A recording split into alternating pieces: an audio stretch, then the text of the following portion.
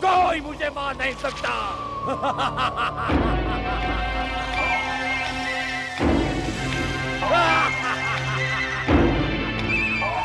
ओम ब्रह्मणे नमः। ओम ब्रह्मणे नमः। ओम ब्रह्मणे नमः। ओम ब्रह्मणे नमः। ओम ब्रह्मणे नमः। ओम ब्रह्मणे नमः।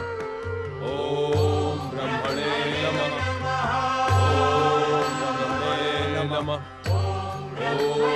ब्रह्मणे नमः। ओम ब्रह्मणे नमः। ओम ब्रह्मणे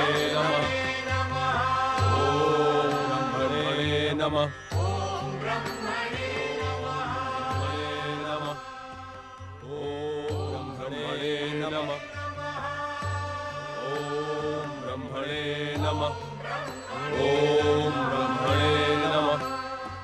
ओम ब्रह्मणे नमः। ओम ब्रह्मणे नमः। ओम ब्रह्मणे नमः।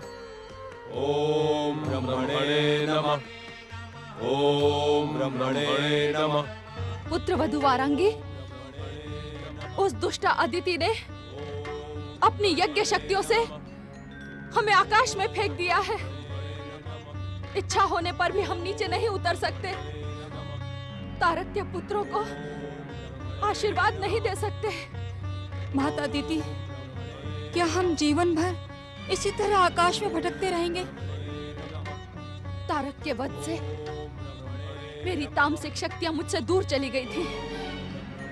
मैं उन्हें पुकारूंगी। संभवतः वे मेरी सहायता करें। सोई हुई दैत्य शक्तियों, प्रकट हो। दैत्य माता दीदी की सहायता करें। मुझे तारक के पुत्रों के समीप उतार दे। मेरी सहायता करें। मेरी सहायता करें। दैत्य शक्तियों प्रकट हो। दैत्य शक्तियों हमारी सहायता करें। दैत्य शक्तियों प्रकट हो। हमारी सहायता करें दैत्य शक्तियों।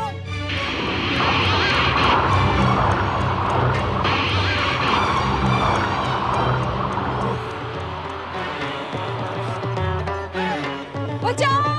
हमारी सहायता करो! बचाओ! बचाओ! हमारी सहायता करो! बचाओ!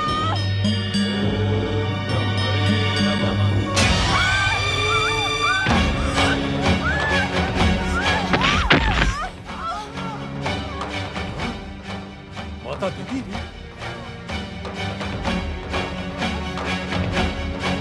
पितामही, माताश्री,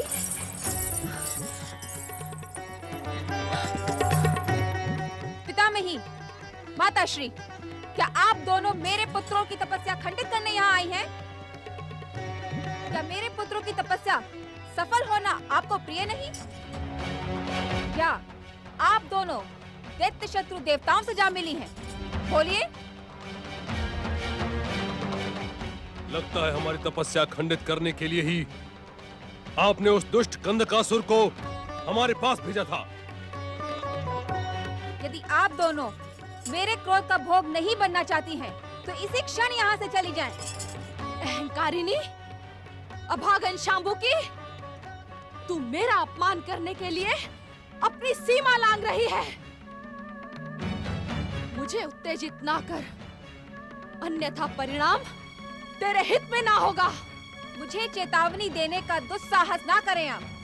मेरे पुत्रों की तपस्या को भंग करने वाली आप दैत्य माता नहीं, दैत्य शत्रु हैं।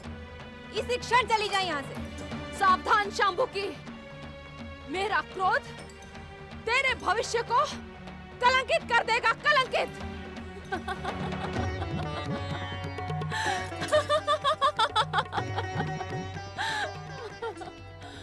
मेरे स्वामी की मृत्यु ने जो मेरे भविष्य पर कलंक का टीका लगाया है, उससे अधिक आप क्या कर सकती हैं? हाँ?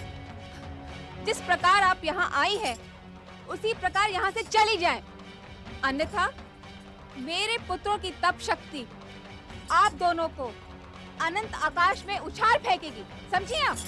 नारायण नारायण नारायण नारायण। शांत हो जाओ। कलह प्रिय और संघर्ष प्रिय माताओं, कृपया अपनी कलह को शांत करो। मैं आपके लिए एक शुभ सूचना लेकर आया हूँ। क्या है वो शुभ समाचार? कहीं तुम हमें भ्रमित करने तो नहीं आए हो? नारायण नारायण दैत्य माता, मैं आपको भ्रमित नहीं, अपितु मैं आपको संयमित एवं शिक्षित करने आया हूँ। मेरी बात ध्यान से सुने। ब्रह्मदेव ने कहा है कि बार बार की बाधा से तारक पुत्रों की तपस्या खंडित नहीं मानी जाएगी।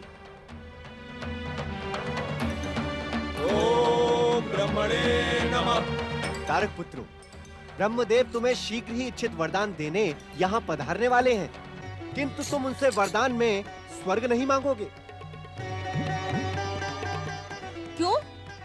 क्योंकि स्वर्ग विजय का वरदान असुरों के आराध्य भगवान शिव ने भस्मासुर के पुत्र दुरासत को दे दिया है। अब तक तो वो स्वर्ग अभियान पर निकल भी पड़ा होगा। नारायण नारायण। स्वर्ग विजय का वरदान ब्रह्मा को देना ही होगा। तुम तीनों को दैत्य शत्रु इंद्र की हत्या करनी ही होगी। मैं देखती हूँ ब्रह्मा तुम्हें स्वर्ग विजय का वरदान कैसे नहीं देते। यदि दुरासत ने स्वर्ग पर अधिकार कर लिया तो क्या होगा माताश्री? क्या तारक पुत्र और दुरासत में संघर्ष नहीं होगा? यदि उस दुष्ट ने स्वर्ग पर अधिकार कर भी लिया होगा, तब भी तारक पुत्र उसे स्वर्ग से मार भगाएंगे। चलो तारक पुत्रों, मैं भी तुम्हारे साथ ब्रह्मदेव की आराधना प्रारंभ करती हूँ। चलो यहाँ से।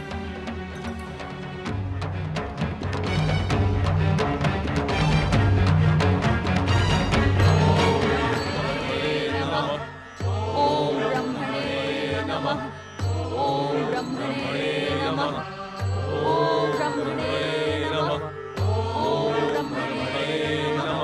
ओम ब्रह्मणे नमः। ओम ब्रह्मणे नमः। ओम ब्रह्मणे नमः। ओम ब्रह्मणे नमः। ओम ब्रह्मणे नमः। पुत्रों, खेल में संघर्ष और दिव्य शक्तियों का प्रयोग करके स्वयं को श्रेष्ठ सिद्ध करने की भावना उचित नहीं है। तुम दोनों चतुर हो, ज्ञानी हो, असंख्य भक्त तुम्हारी पूजा आराधना करते हैं। तुम्हें अपने बालपन की लीलाओं में भी गंभीरता दिखानी होगी। माता, हम बालक हैं। यदि हम बालकों के समान उद्दंडता नहीं करेंगे तो हमें बालक कौन कहेगा? बालकों का नटखटपन और उनकी उद्दंडता सभी को प्रिय होती है, किंतु उसकी भी एक सीमा होती है। यदि आपको हमारा बालपन प्रिय ना हो तो आप हमें अपने दिव्य शक्तियों से युवा बना दें, फिर हम बाल लीला करना छोड़ देंगे। नहीं माता नहीं, इन्हें सदा सदा के लिए आप बालक ही रहने दें। इनकी बाल लीलाओं के कारण कैलाश का वातावरण कितना मनोरंजक हो गया है। आपने सुना माता, नंदी महाराज तो हमें आजीवन ही बालक के रूप में देखना चाहते हैं। अब आप ही बताएं कि हमें क्या करना चाहिए।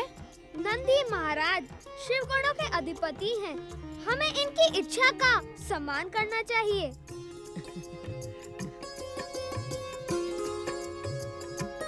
माता, किसी की पुकार सुनकर भगवान भोलेनाथ कैलाश से अदृश्य हो गए।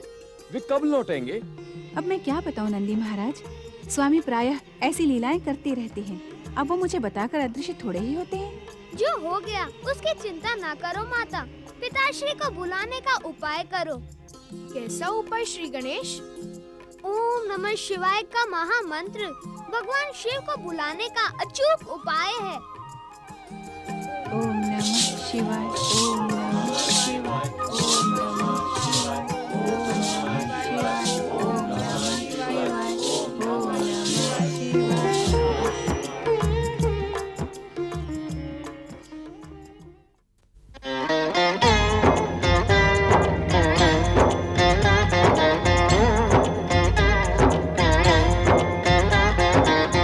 अर्थ समर्थ